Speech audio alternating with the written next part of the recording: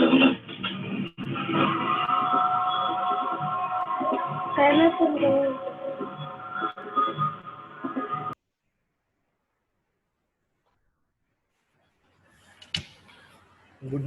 Morning. 2-3 minute wait करूया, आपण start करूया lecture.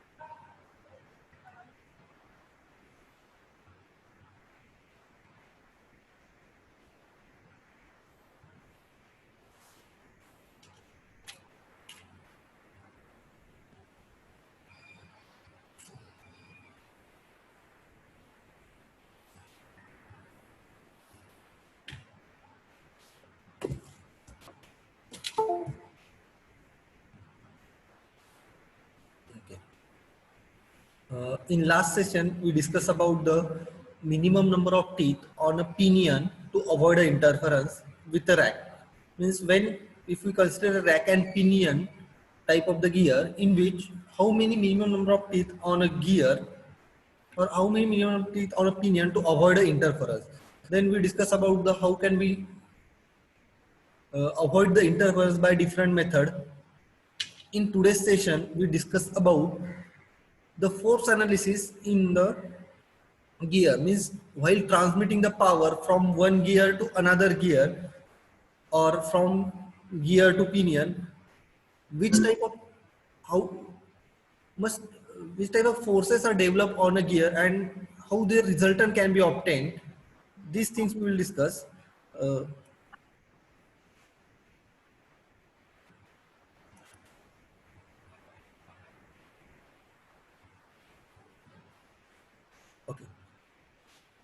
Force analysis of the spur gear.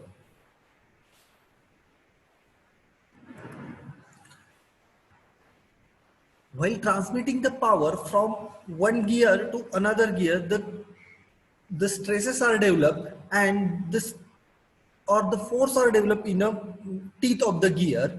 As per the law of gearing, the force F always acts as along a pressure line. Means if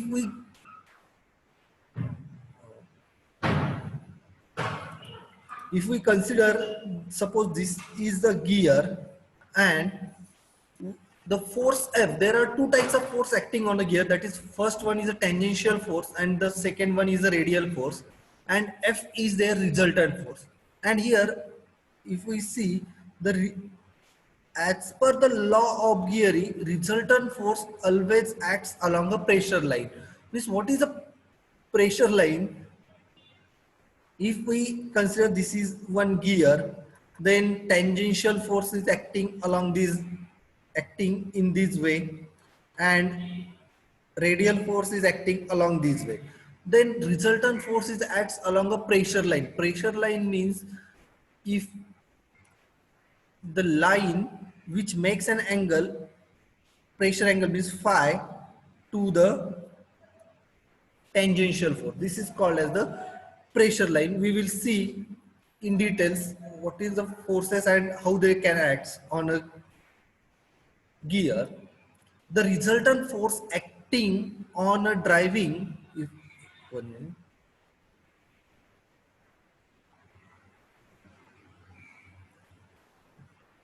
Okay. The resultant force acting on a driving and driven gear are same in magnitude but opposite in direction. Means if we consider the gear and pinion, suppose we consider 100 Newton force is acting on a pinion. The same amount of 100 Newton force also acts on a gear, but their direction is different. If this is a pinion and this is a gear, then suppose F is the force, that is 100 Newton, it acts on a gear. 100 Newton force acts along on a gear in this direction. then same force will act on a gear.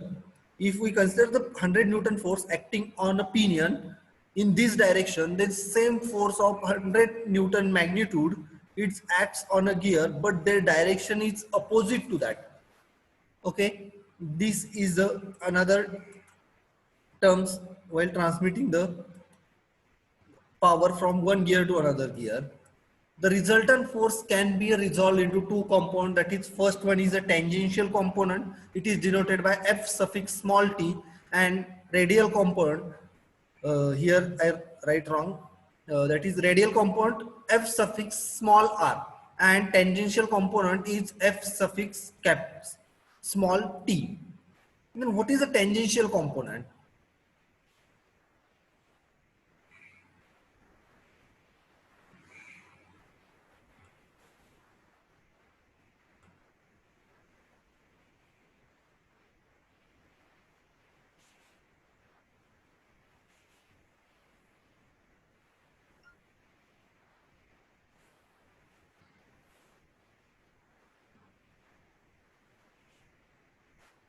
We will see one by one. Here, the tangential force Ft is useful component of the resultant force F, and it is responsible for transmitting the torque and the power. If we see, F is the total force or resultant force acting on a gear. It has a two component. That is, first one is the tangential force Ft, and second one is the radial force Fr. Out of these two components, the tangential force is most important to transmit the torque or a motion. Means radial force is not useful for transmitting the motion. Only tangential force is responsible to transmit the torque or a power. And it is always, if we see here, it is always tangent to the pitch circle of the pitch circle at pitch point. Means tangential force is always act on a pitch point, and it is tangential to the gear. We see when we calculate the tangential force, then how it can act, and how it's direct.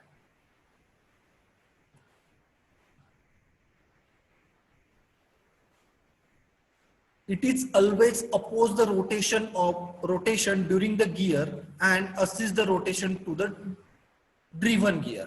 Means tangential force is responsible. Meeting and झाली होती मध्येच, तर आपण कुठे आलो होतो एकदा सांगता का मला? कुठून कट झाली होती म्हणजे मी पुढे एक्सप्लेन करतो. टँजेन्शियल फोर्सचा जो काही पॉइंट होता तिथे आलं होतं का? हां sir. Okay.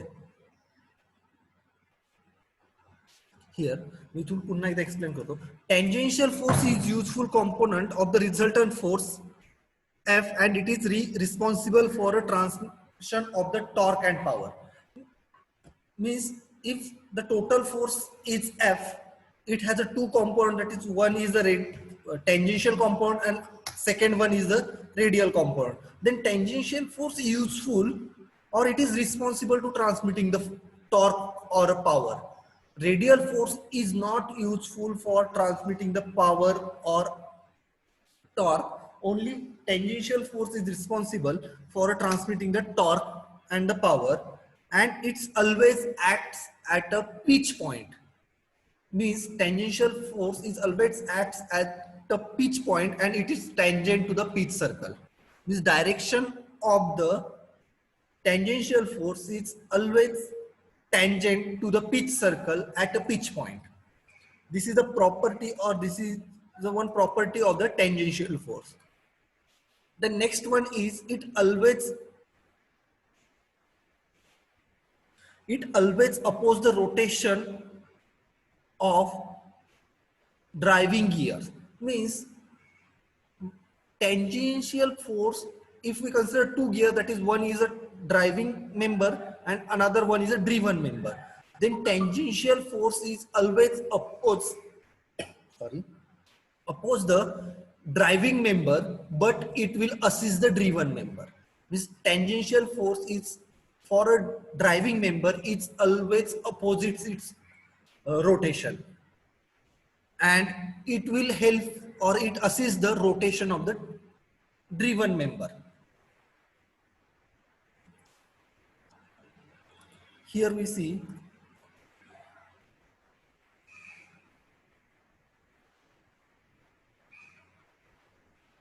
magnitude of the tangential force is given by Ft. If we see here, Ft is the magnitude of the tangential force. It is given by P by V, where P is the power and V is the pitch line velocity. Okay. As we know that power formula for power is equal to 2 pi nt divided by 60. Here we written that power is equal to 2 pi nt divided by 60, where n is the rotation or rotation of the gear in rpm, t is the torque, 60 is divided because we take the rotation in rpm, that's why we divide by 60. Then therefore ft is equal to 2 pi nt divided by 60 divided by v. Okay, but we know that v is the pitch line velocity. Pitch line velocity, formula for a pitch line velocity is given by where omega into r. What is omega? Omega is the angular velocity of the gear and r is the pitch circle radius of the gear. If we consider the pinion, then we take the angular velocity of the pinion and radius, pitch circle radius of the pinion. And if we consider this tangential force for a gear, then omega is the angular velocity for a gear and r is the pitch circle radius of the gear. Then ft is equal to 2 pi nt divided by 60 divided by omega into r, and we all know that omega is equal to 2 pi nt divided by 60 angular velocity. Then therefore ft is equal to 2 pi nt divided by 60 divided by 2 pi n divided by 60 into r. This, and if we simplify this, ft is equal to tangential force is equal to torque upon radius, where T is the torque on that gear or pinion and R is the pitch circle radius of that gear or pinion. Okay. Then next, if we consider the pinion and gear, if we see here, this circle is the pitch circle of the pinion, then direction of tangential force, here we call pinion and we consider it as a driving member. Means power, first of all, power from any source is given to the pinion and then this power will given by pinion to the gear, and the direction of, if this pinion rotate in clockwise direction, then direction of this tangential force is opposite to this rotation.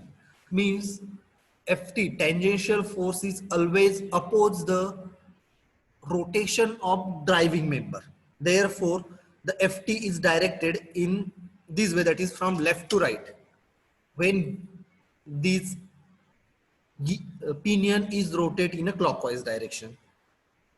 Okay, and if we wait.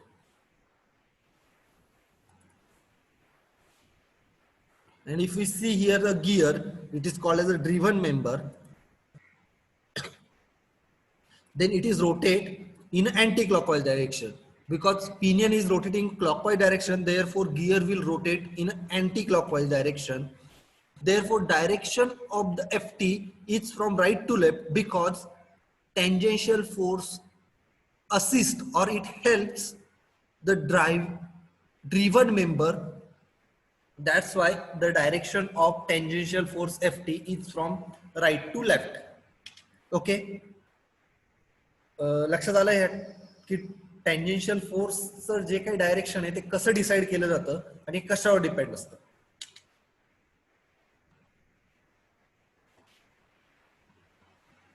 आलं लक्षात? Okay.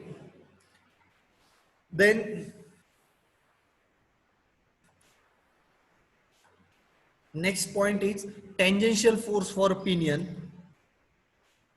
Ft is equal to T suffix P divided by R suffix P, where Tp is the torque and R is the pitch line, pitch circle radius.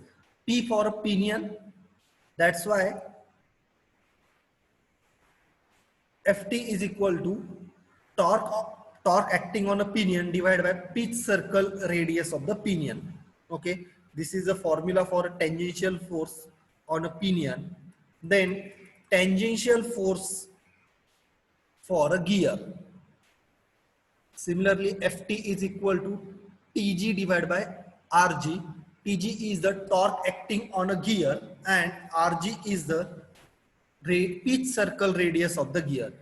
Always remember that R is the pitch circle radius. Now it is not a addendum or dedendum radius, it is a pitch circle radius. Okay. This is about the tangential force. Then next is the radial force. The radial force always tends to separate the gears. Means, as we see, the tangential force is responsible for transmitting the motion or transmitting the power and torque from one gear to the another gear. And radial force, at same time, radial force tends to separate the gears. Means it separates the gear. It acts along a radial line through the point and directed towards the center. Means it will act along a radial line. Means it is always act perpendicular to the tangential force, and direction of the radial force is always towards the center.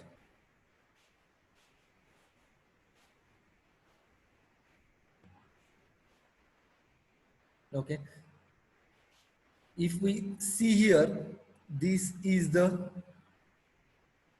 pinion and this is the gear. Always remember that pinion is the small gear and we call the main, if we consider two gear, one is small and another one is large, then small gear is called as a pinion and large one is called as a gear. Therefore, the direction of radial force is towards the center.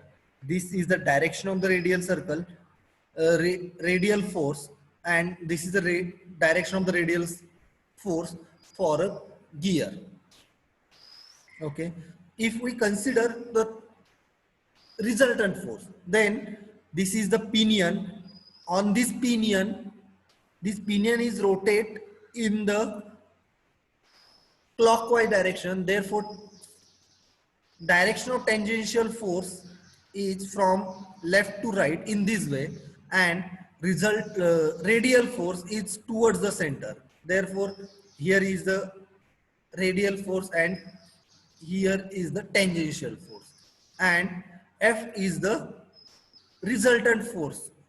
Means the resultant of tangential force and radial force is denoted by F, and direction of this F is always along a pressure line. Therefore, this F makes an angle phi, it's called as a pressure angle, with Ft. Similarly,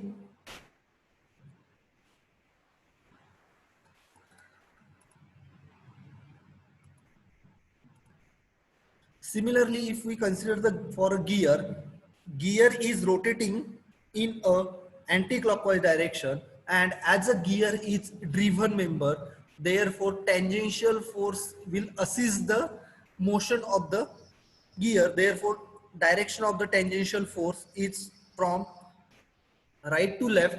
The direction of radial force is towards the center, therefore it is in downward direction, and F is the resultant force, and here is angle phi. Always remember that F is the resultant force, and resultant force acting on a pinion is same as the resultant force acting on a gear, but their direction is opposite to each other. Their magnitude is same, but their direction is opposite. here remember that tangential force on a pinion is not equal to the tangential force on a gear. Only resultant force on a pinion is equal to resultant force on a gear, not a tangential force is not equal to tangential force of the pinion. Okay.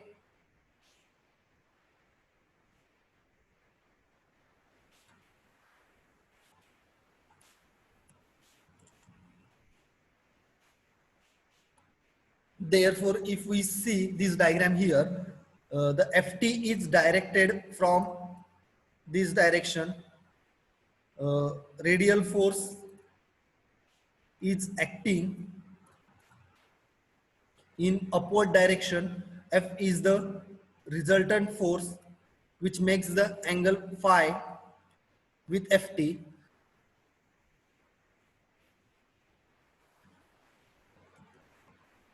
Okay. If we move this Fr or radial force component at this point, then here right angle triangle is formed. That is, one side of the triangle is Ft, another side one is the Fr, and the hypotenuse of the right angle triangle is F, and phi is the pressure angle. If we consider in this triangle, the tan phi is equal to, here is the tan phi as per the definition of the tan phi is equal to front side divided by adjacent side. For phi, front side is Fr and adjacent side is Ft. Therefore, Fr is equal to Ft into tan phi. The formula, if we see here, the formula for a tangential force is equal to T by R, torque upon radius, and formula for radial force is equal to Ft into phi. Means if we calculate the tangential force, then we can find out the radial force also. And the resultant force, the next is the resultant force, that is F. As we know that the resultant force is equal to square root of Ft square plus square root of F in square root Ft square plus Fr square. Here we put the value of F.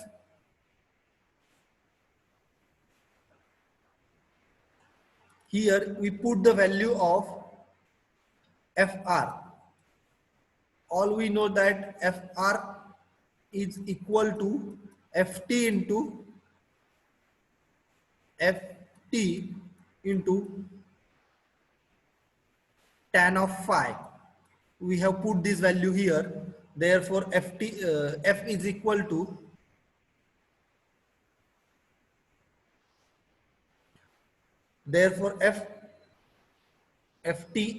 F is equal to square root of Ft square plus Ft square divided by tan square of phi. We take a common, that is tangential force is common. In bracket there is a 1 plus 1 upon tan of phi square. Okay, then we divide, that is tan phi is equal to, tan is equal to sine upon cos. Therefore, 1 by tan is equal to cos upon sine. And we solve here, simplify for it, F is equal to Ft into square root of 1 plus cos square phi upon sine square phi. If we simplify it, that is F is equal to Ft into sine square of phi plus cos square of phi divided by sine phi. And we know that sine square of phi plus cos square of phi is equal to 1. Okay, therefore F is equal to Ft into square root of 1 upon sine square of phi. Here is we take the square root of this, that is equal to F is equal to Ft upon sine phi. Means if we required a resultant force,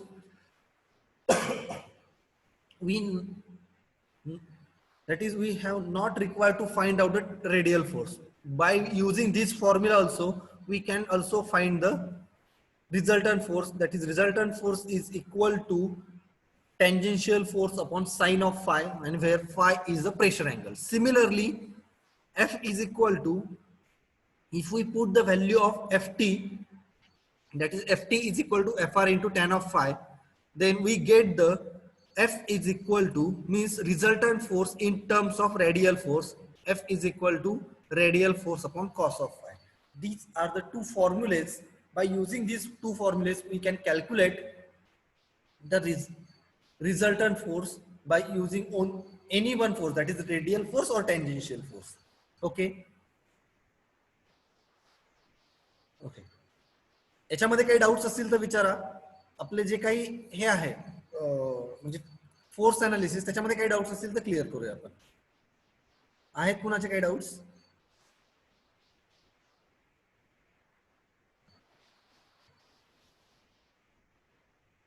okay. Chat मध्ये पण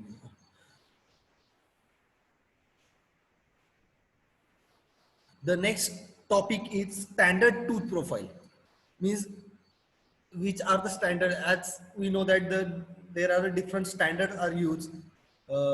If we select in DME, we have a different types of the shafts. By using, means there are various standard size for the shaft, that is 5 mm, 8 mm, or 10 mm, 12 mm, 15 mm. Similarly, in gear also there are some standard tooth profiles, and how they can standardize, we have see here. The first one tooth profile is 14.5 degree composite system. If we see here 14.5 degree composite system, what is 14.5 degree? It represents the pressure angle. It represents the pressure angle for the system. Okay. What is the pressure angle? Here we define the what is the pressure angle.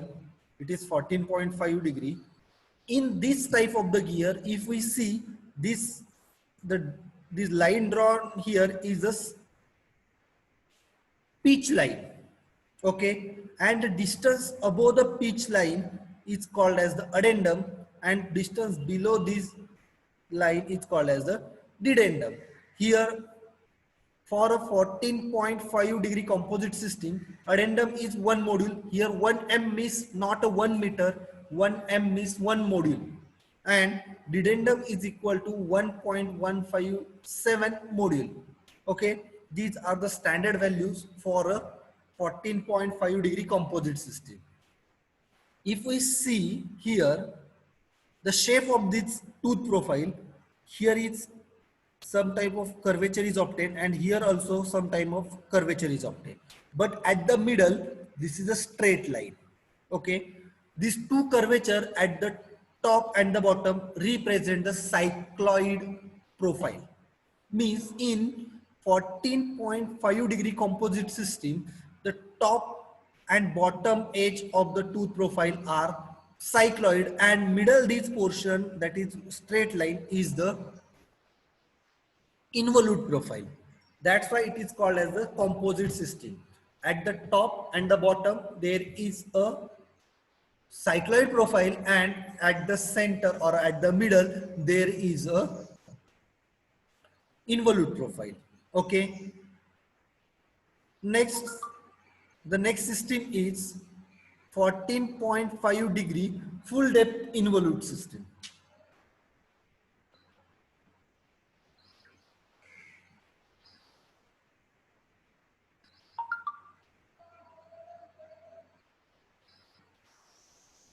Okay, 14.5 full depth involute. The word itself says that the here the overall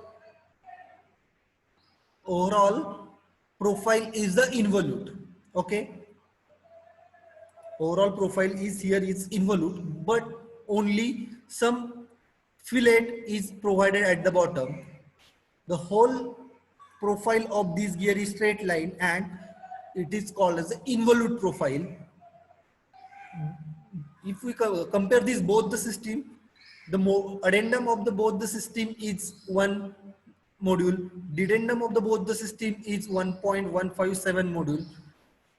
The angle, pressure angle is also same, that is 14.5 degree. Only difference is that in composite system, the top and the bottom profile are composite, are cycloid, and the middle portion is the involute. But in full depth involute system, the overall system or overall profile is involute. Only some fillet radius is provided at the corner, bottom corner.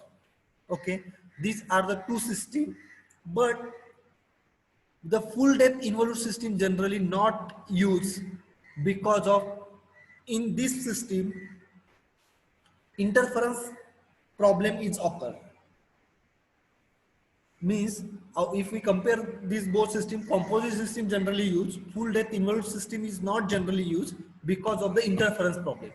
But if there are a large number of teeth on a gear, then 14.5 degree full depth involute system may be used for a large number of teeth. Means generally for a rack and pinion, this full depth of involute system is used because of, if we consider the rack has an infinite diameter and it consists of a large number of teeth. That's why for rack profile, generally full depth of involute system is used.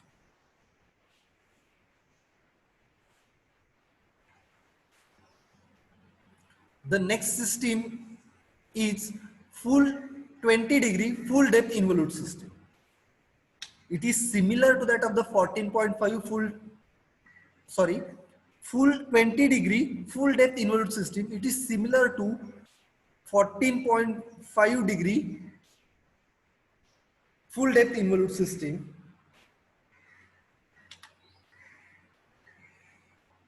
And this system, because of this pressure angle is more, that is 20 degree, that's why this system is generally useful for the small number of teeth on a gear or a pinion. If we see the 20 degree full depth involute system, the 14.5 full depth involute system is used for a large number of teeth, but 20 degree full depth involute system is useful for a small gear, and that's why out of these four systems, 20 degree full depth involute system is best suited. Out of these four system, 20 degree full depth involute system is best suited system. And last system is 20 degree stub involute system. What is difference in this system? The pressure angle is 20 degree, but in this system we reduce the addendum of the gear or a pinion. If we see here, the addendum for this system is 0.8 module, and if we compare both the system, the addendum for the 20 degree full depth involute system is 1 module, but in 20 degree sub involute system, the addendum is reduced, that is 0.8 module, and also the dedendum is also reduced, and dedendum for this system is 1 module. Due to reduction in addendum for gear and pinion, the interference problem is eliminated here for the 20 degrees stub involute system. And this is the modified system as compared to other system. If we compare the other systems here, the addendum for each system is 1 module, but in the case of 20 degree stub involute system, the addendum is 0.8 module. That's why it is a modified system, and therefore it is called a stub involute profile system. These are the some standard tooth profile. Okay. Here we complete the unit number 1 with all the theory parts or all the equations. From after the lectures, we will discuss on problems. If you have any doubts regarding the first unit, you can ask here. इथे जे काय सगळं unit 1चा theory part किंवा equation जे काय ते संपलंय आपलं. तर उद्याच्या किंवा नेक्स्ट लेक्चर पासून आपण त्याच्यावरचे जे काही प्रॉब्लेम्स आहेत ते घेणार आहोत. आतापर्यंत जे काही झालं त्याच्यामध्ये काही डाऊट्स असतील तर विचारा. जनरली युनिट 1 हा खूप मोठा आहे आपला, बाकीचे युनिट छोटे आहेत as compare to this.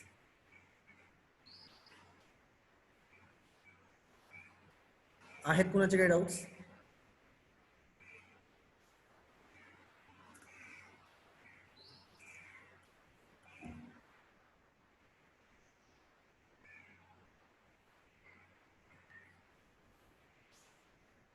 Okay, ठीक आहे. मी याची लिंक शेअर करतो, अटेंडन्स लिंक, अटेंडन्स मार्क करा.